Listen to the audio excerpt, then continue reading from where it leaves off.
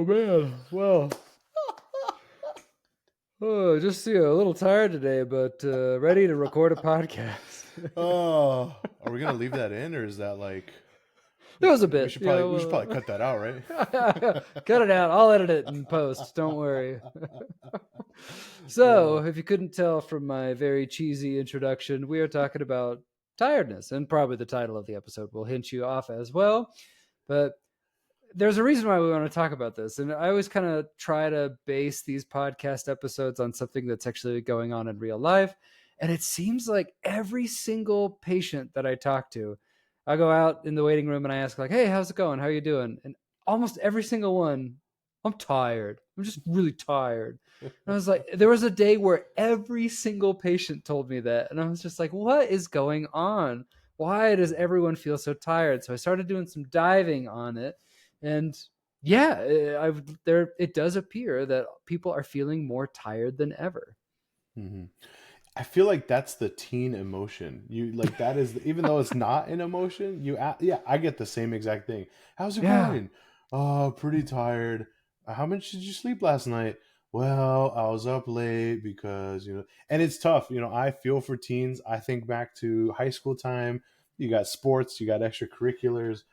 Some kids have a zero period. You get to school at like 7 o'clock in the morning, 7:30 in the morning. You're in school till 3:30 ish. You go to practice or you go to work. You don't get home from work until like 7, 8, or 9. You get home, you eat dinner. It's 9:30, and then it's time to go to bed. Where Hmm. are you supposed to do homework? Where are you supposed to study? So yeah, I feel for kids, especially because we might talk about it, but you know as well as I do, Justin, that like kids need more sleep now than they probably do at other points in their life, like as they're getting older, and they're not really getting it. So constant fatigue for sure is Hmm. out there. Yeah, and it's not just kids, too. Back in February, Time magazine released an article titled, Why Are We More Exhausted Than Ever? Mm. And they actually called this period of time in American history the Great Exhaustion. And I thought, oh, this is getting ridiculous. Yeah. Like, come on. But according to the article, people are feeling so tired that they are actually deprioritizing their hobbies and things like getting exercise. So it's actually changing their lifestyle choices. Yeah. One source from the health and safety magazine.com published a survey that showed in 2022, 3 out of 5 adults said they were more tired now than they ever have been. A couple other interesting findings included working from home during the pandemic interrupted sleep cycles.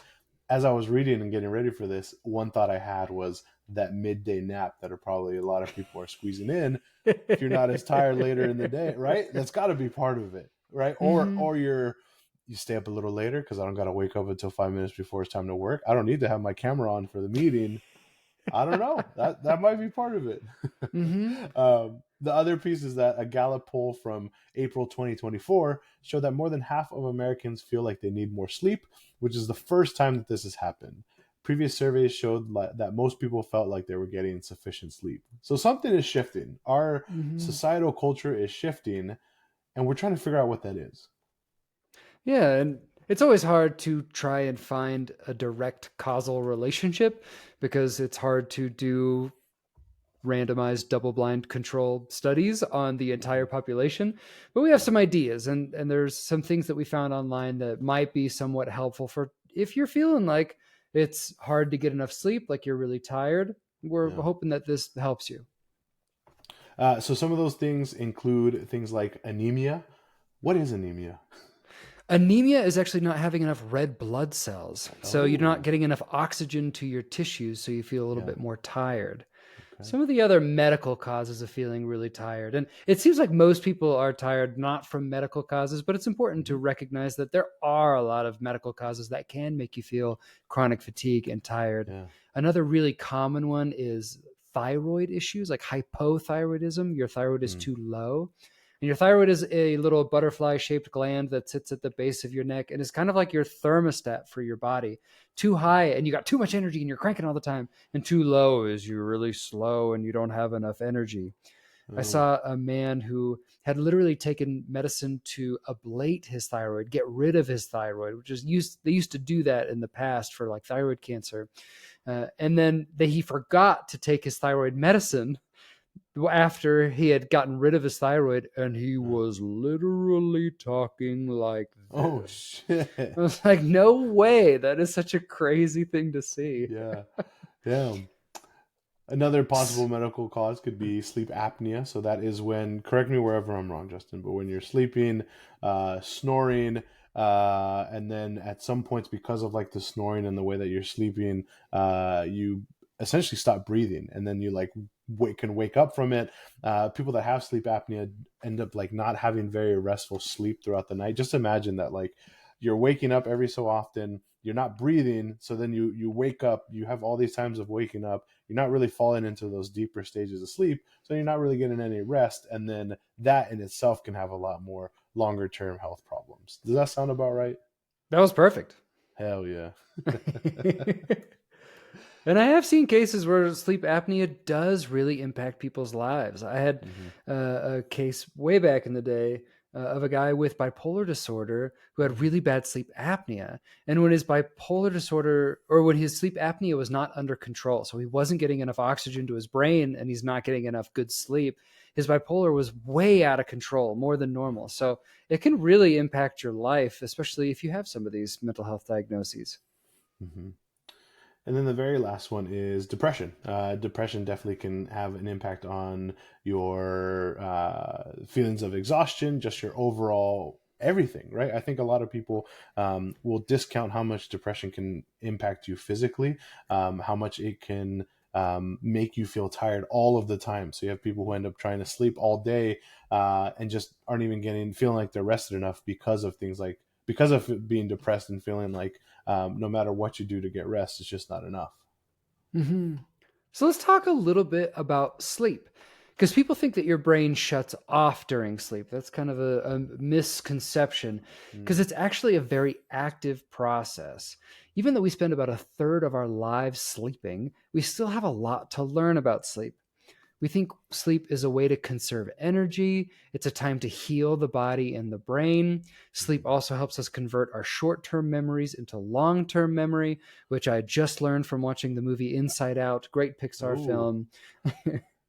The recommended sleep time by age are as follows, and this is according to the Cleveland Clinic. So, children age 1 to 5 should get 10 to 14 hours per night of sleep. hmm. You have ages 6 to 12 should get about 9 to 12 hours of sleep. Ages 13 through 18 should get 8 to 10. And then 18 and up, anywhere between 7 and 9 hours is good. I will say that 8 to 10 hours for that 13 to 18 range, the range that you and I primarily work with, they are not hitting that. Maybe some are, but there are a lot of kids who are. And again, for the same reasons that I mentioned earlier, if you're in school, say you have a zero period, say you don't have a zero period, you get to school at 8 o'clock, you leave at 3:30, you got practice, all these things. It's 10, 11, 12 o'clock by the time you're done with homework and whatever else you had to do, probably even later. You try to go to sleep, wake up at 7, so you have enough time to shower, get ready, eat breakfast. It's only 7 hours of sleep. You do that for an extended period of time as a teenager, you're really missing out on the amount of sleep you need. Yeah, and especially for teenagers and kids, that sleep is so important for your brain development too. Mhm.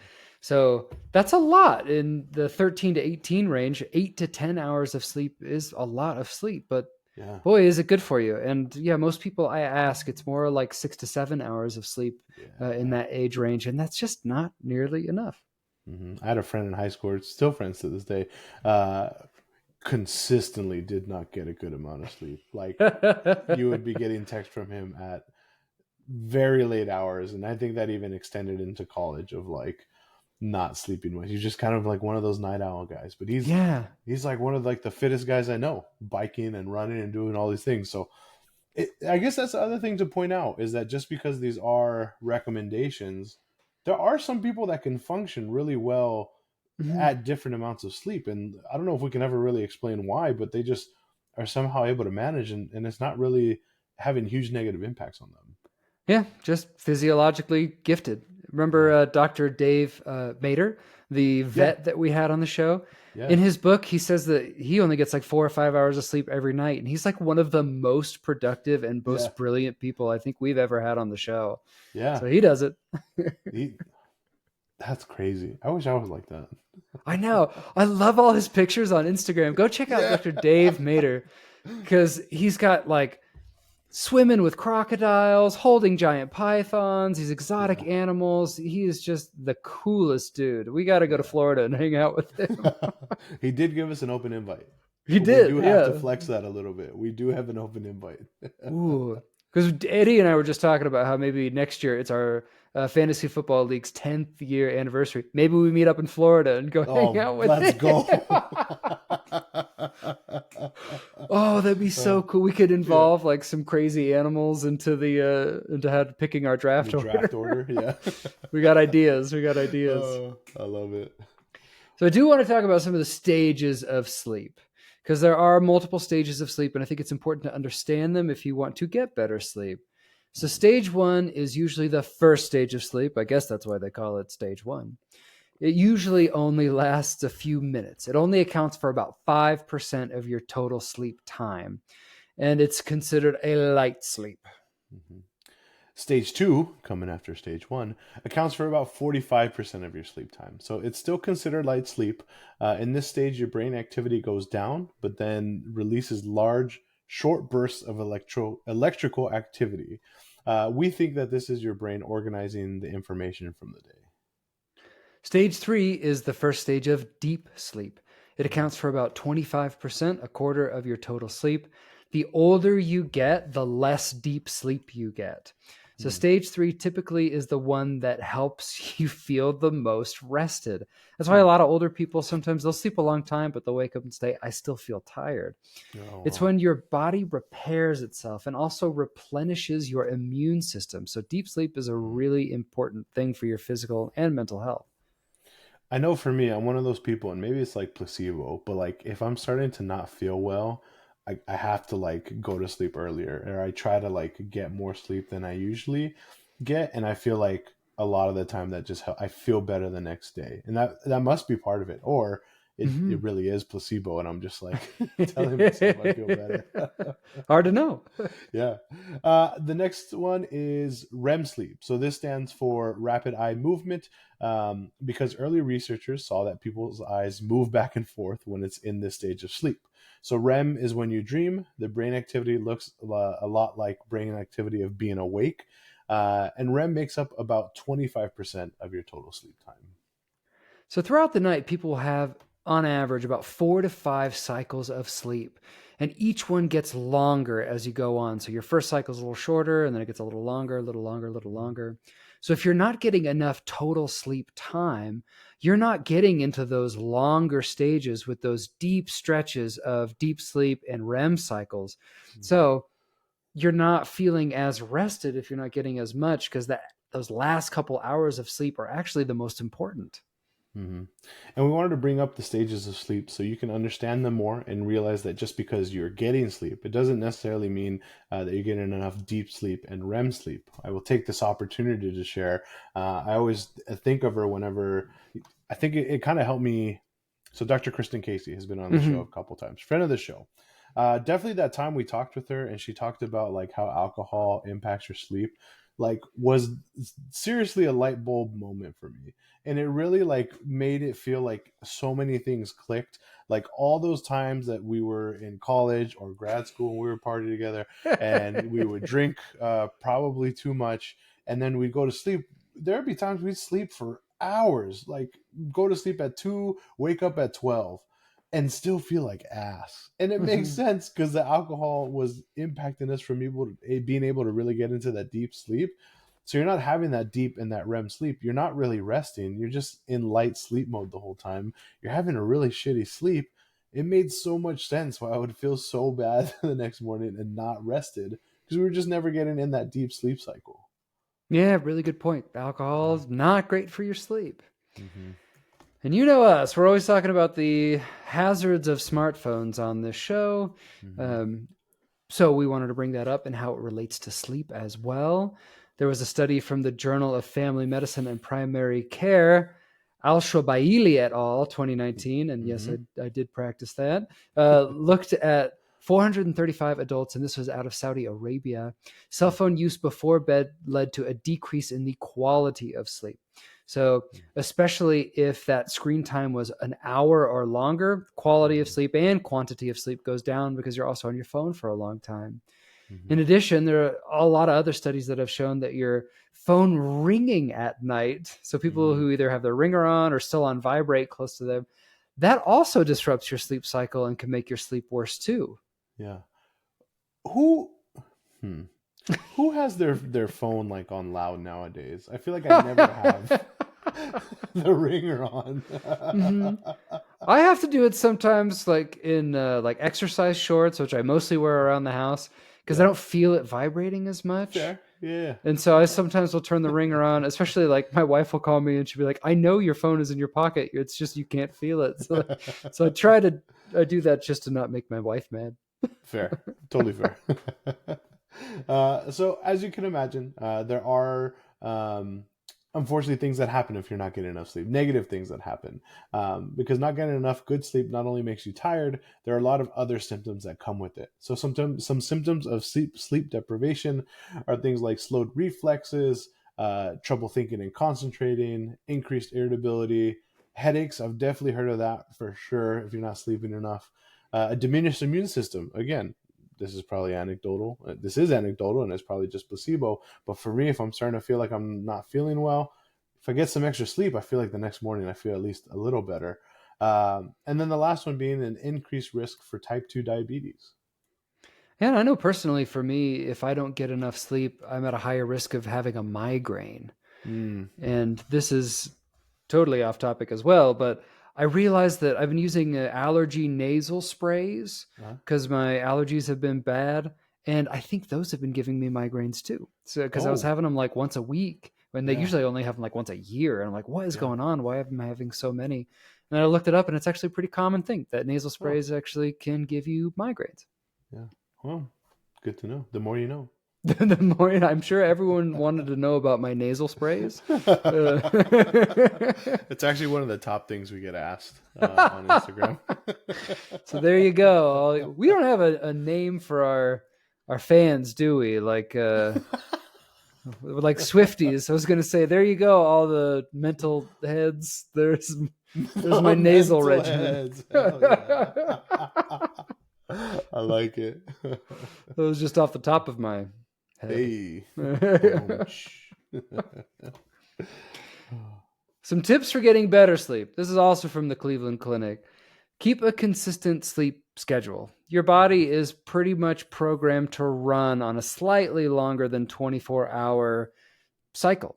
And Mhm. if you mess with that significantly, it's kind of like jet lag. You're tired when you should be awake, and you're awake when you should be tired. And so the sleep schedule is a very important thing for getting consistent, good, restful sleep. Mhm. Making sure that you make time for sleep.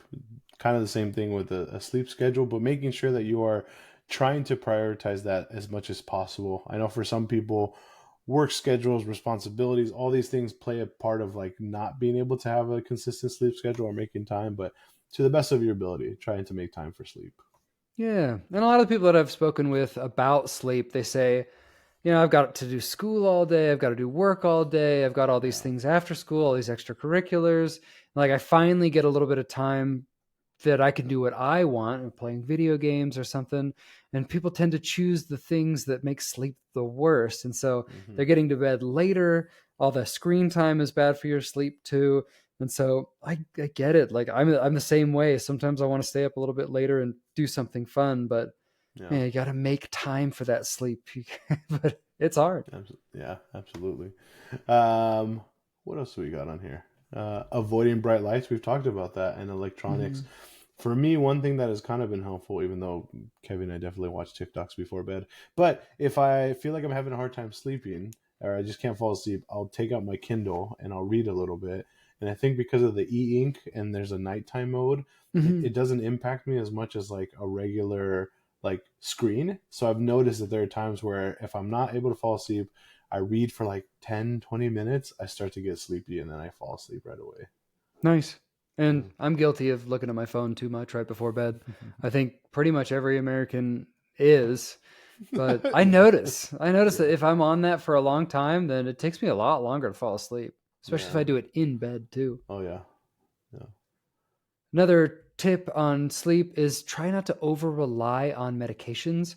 The Hmm. problem with medications is that you can get dependent on those medicines to sleep.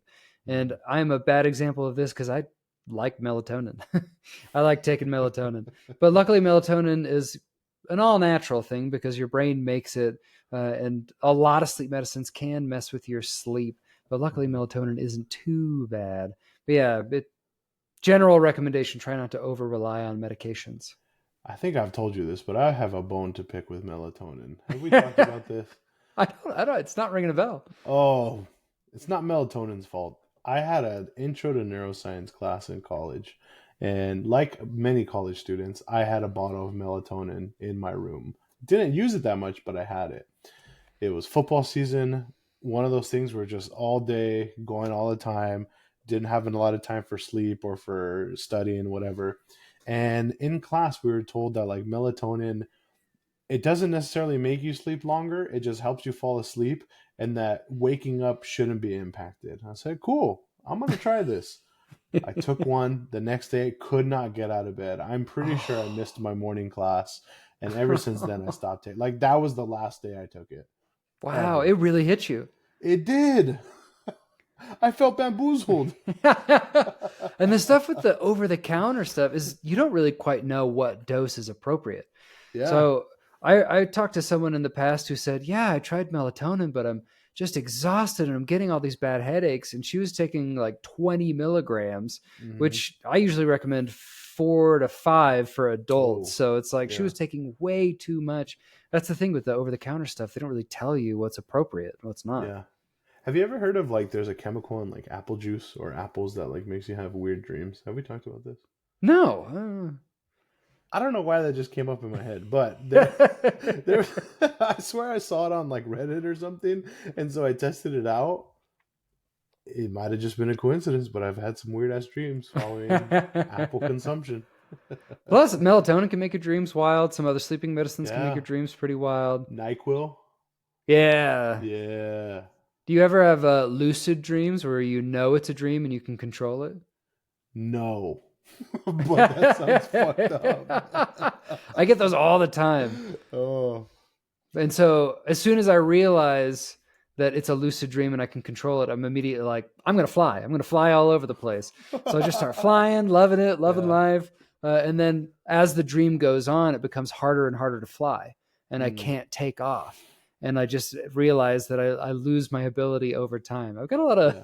weird, deep It's a psychological dreams. And I That's know so I've funny. mentioned it in the past too. The dreams about having to go back to junior high and like take Oh, classes and also yeah. still be a doctor at the same time is I hate those. I hate those so much. Oh, where are we at on this list? What are some other things Yes. to help Some other tips. with sleep?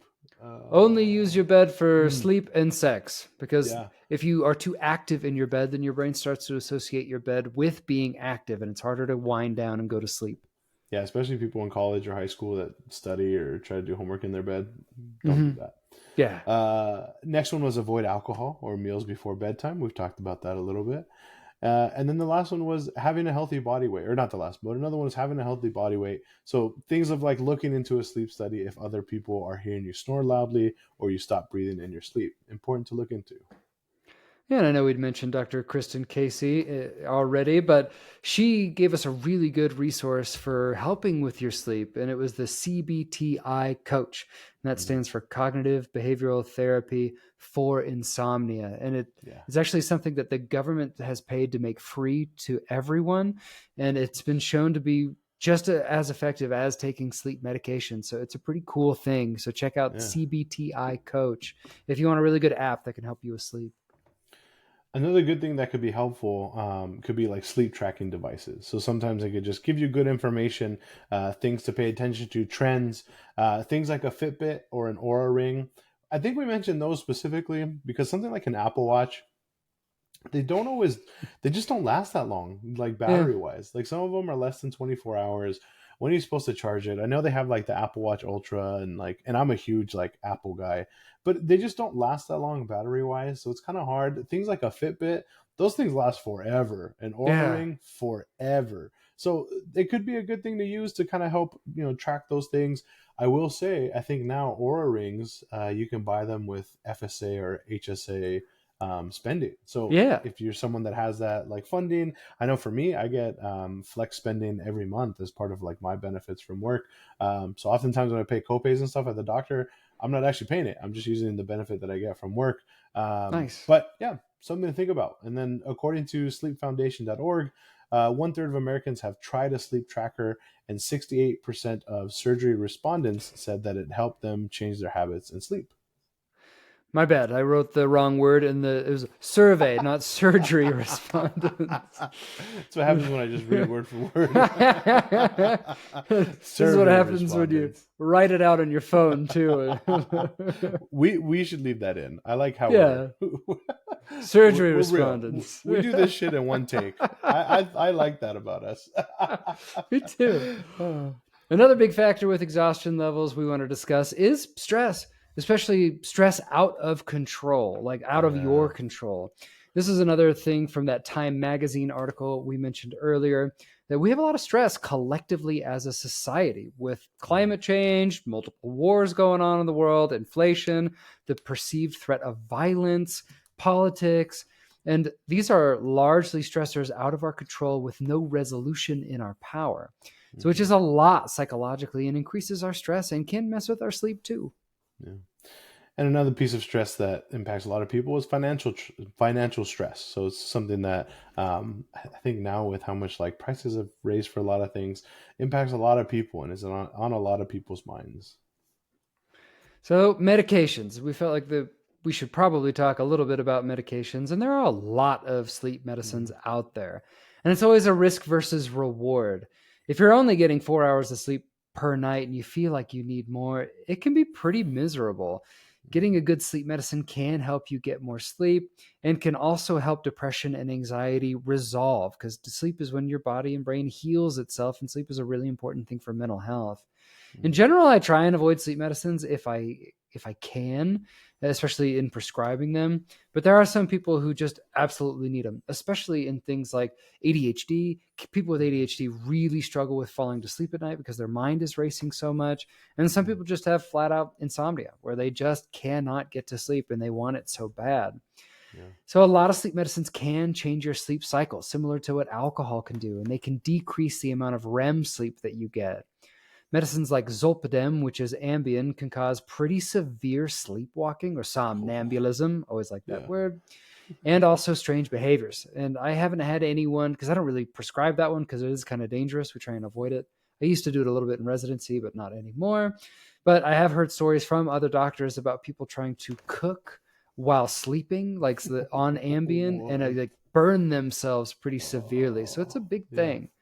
Main point is it's okay to ask your doctor about sleep medicines. And Mm, if you're really struggling to get sleep and can't get any relief, it may be something that can help. Plus, check out that CBTI coach. And we are not mm, funded or anything by CBTI coach. We just think they're a pretty awesome product. yeah. Looking at everydayhealth.com, we have a list of famous people who have struggled with sleep or even struggled with insomnia. So the first one is Ray Allen. He's a former NBA star, Hall of Famer. I think he's on the Hall of Fame by now, who Sure. has said that he struggles with poor sleep and that this gave him headaches. The other ones we wanted to mention are George Clooney, the very handsome white guy. He has come out in a couple of different interviews and talked about how much he has struggled with sleep. Mhm, Mariah Carey has come out and said that she's struggled with sleep, especially after performances with all the adrenaline going on. She found it mhm, really hard to wind down and get to sleep. And she's mhm. also been diagnosed with bipolar disorder in 2018, which can also have like big impacts on your sleep as well. I'll tell you what, though, her struggles with sleep did not stop her from making the Emancipation of Mimi, which is a top five album at least. I just need to share that. I've told you this. That was my You shit back in the day. have. You're a big Mariah guy. Huge What a back in the day. voice. Oh my God. Yeah. What Well, range. Yeah, she's unbelievable. she's starting to thaw out right now. It's almost Christmas time.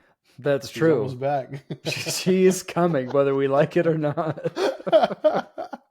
Next, we have Pete Wentz from Fallout Boy. I'm familiar with them. He said it started with Xanax and Clonopin. to help him sleep. And also, he had anxiety about flying. He even had some psychotic symptoms when sleep deprived, thinking that there were bugs in his house and that people were listening to him. And he's also been diagnosed with bipolar disorder, which, if you've listened to any of our previous episodes about bipolar disorder, that manic part of the bipolar disorder, you hear people going a week with 2 hours of sleep in the whole week. So it's definitely can impact your sleep. Yeah. And sleep deprivation can lead to a lot of psychotic symptoms like hearing voices, delusions, paranoia. And I noticed that in the people that I would talk to in residency in the emergency room who had done a lot of meth, like the meth itself didn't really seem to cause a lot of psychosis. It was when they had gone like 4 or 5 days in a row without sleeping. That's when the psychotic symptoms really started to settle in. So Yeah. that sleep is a huge factor in that too. Yeah. And then the last celebrity we want to talk about is Rihanna. And she blames her racing mind for not being able to sleep. And she has come out in interviews in the past and said that she's one of those people that only gets 3 to 4 hours of sleep per night and does pretty well. Oh, I mean, good for her, but no, Yeah, thank I'm you. a 9 hours kind of guy myself. Yeah. So it'd be great if I could stay up all night hanging out, doing Yeah. stuff. Why not? Oh, got a couple discussion questions. One of them I know the answer to. It's, do you use melatonin? My answer is fuck no. After that one time, never. I'm telling you, dude, that one time I felt so betrayed by the melatonin. Mm-hmm. I'm like, never again. I'm never. And that was in, I can tell you when, around when. So I took that class my junior year of college. So that was fall of 2013. It was football season. And I remember because that was the semester where I had no Monday with Friday classes. I only had Tuesday, Thursday classes, but I was in class from 7:30 until like 4 o'clock in the afternoon those days. And I had a lab for the intro to neuroscience class on Wednesdays. And that was the only things I had. But yeah, fall of 2013, never again. Over 10 years ago, and you're still Yeah. salty. Oh yeah. How Do do you you use feel it at all? about? I do. Yeah, I like Yeah. to use Okay. melatonin, and I use it Okay. almost every night. I Oh, take about 2.5 milligrams. Me okay. and my wife have our little ritual where I bite it in half and give her the other Yeah. half. It's pretty cute. Oh, It's that's pretty cute. cute. And then we pass out. Hell yeah. How do you feel like our American lifestyle, our culture impacts our sleep? I mean, I think of just like being in college, right? And like staying up super late studying, partying for hours on end, going to sleep late, drinking a lot. There's a girl on TikTok, she's a dental student, and she consistently does all nighters where she'll be like studying and she'll like film it and like has a lot of following based off of it and drinks a lot of caffeine and energy drinks. And I'm just like, oh, that is not ideal. I don't know what to do. This feels awful. But I mean, it makes me think. I think I've done like one all nighter in all of my college, like grad school life, and it was awful. So Yeah. I think I don't know. I feel like Americans like we just move so quickly all the time, fast paced. Maybe just the way the school system is too, and work that we have less time to do other things that we want to do. So we try to squeeze it in, and we try to make up for lost time. And I don't think sleep is prioritized as much as it should be. Yeah. It especially it feels like in America, sleep is kind of looked down upon. Like you can't be productive when you're sleeping. Yeah. Yeah, there's always the people what was it, Huberman? I don't know if he talks about it, but I just kind of lump him into that of like the people that talk about like I only sleep this much, or I sleep like 5 hours, and then this is what I do to like biohack and get as much. And I'm just like, I don't know, man. Everyone's trying to squeeze as many minutes out of the day as they can. Yeah, and sometimes it's okay to give your brain a rest, a Yeah, break, yeah, because that's important. We need that sleep is the main take home point for the day. 100%. Get more sleep. That's mine. What's Yes. yours, Eddie? Uh, don't use melatonin if your teacher, if your neuroscience professor tells you to, because it just might not work for you, and then you get upset and you never use melatonin again. That And then might you be too talk about it. specific. Yeah. Then you talk about it over 10 years later on a podcast. uh, I'll just say yes, prioritize sleep as much as possible. Mhm. So we hope that this episode gave you some good tips, some things that you could use, some good understanding of sleep. because it's important. It's important for your physical and mental health, and that is what we are all about, is helping you with those. Woo! Thank you all for listening. We've reached the end of the show. So here's the spiel on Apple Podcasts, Spotify, wherever you get your podcasts, you can find us. Feel free to leave us a 5-star review, share, follow, subscribe, whatever it is that your app lets you do. You can leave us a comment on both Spotify and Apple Podcasts if you would like to do so. Follow us on social media at Millennial MHC on TikTok, Instagram, Twitter, and YouTube. And you can check out our website, millennialmhc.com. Go get some sleep and take care of your mentals.